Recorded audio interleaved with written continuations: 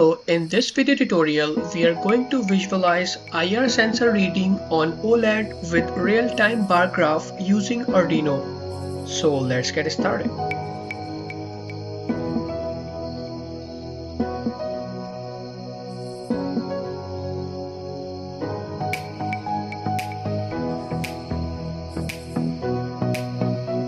This video tutorial is sponsored by PCBWay.com. They are providing you a high quality PCBs for just $5 only. So visit the website and click on this sign in button. Create your account and then click on $5 for 10 PCB button.